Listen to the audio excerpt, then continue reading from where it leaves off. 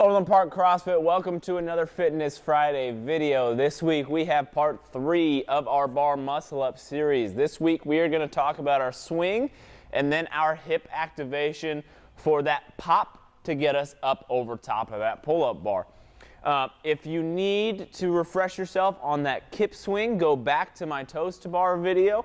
I have a better explanation, a more full explanation of that kip swing. But for this week's purposes, just a quick little reminder, when we do that kip swing, we are activating from the shoulder, not from our lower body. So if you need that full definition, go back to that toes to bar video and you will find it there. For this week, we are talking about those hips. On these hips, a lot of people like to teach the hips to the bar technique when it comes to the bar muscle ups. I personally don't like to do that. So, and this is why. On that hips to the bar cue, you get a lot of straight up pull. And if you notice, I don't create a lot of space back behind the bar. If I try and pull from that position, so I get my hips to that bar and I try and come over the top, I don't have quite as much space. So what I want you guys to think about is try and think about taking your knees to that bar. This is going to do two things. It's going to create more space back behind that pull-up bar for us to pull that row and that turn over on top of the bar, but it's also going to create this hinge, so this nice angle where I can let my toes come up. I think knees to the bar. I have a little bit of a crease in that knee, but then I can shoot that hip in order to get myself a little bit more power and a little bit more pop. So what that's going to look like is this.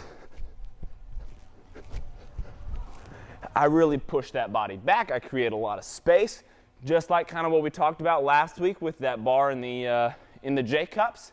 It creates that push back mentality. I create space, and then it allows me more room to transition into that turnover. Similar concept to this, just like those knees, I want you to think about letting your toes travel a little bit longer. Give a little bit more patience. This is going to give you some more power, some more range of motion to allow yourself to come over the top. So if I just bring my knees to here and my toes don't come up very high, I'm not creating a lot of power and a lot of momentum to get over.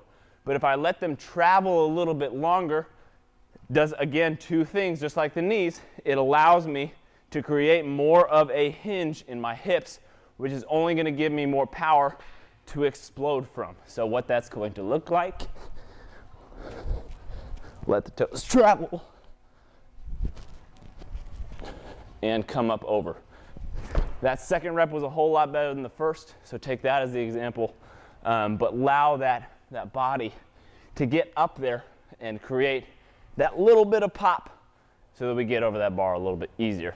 If you guys have any questions on this, please feel free to ask me, ask another coach, or set up that personal training session.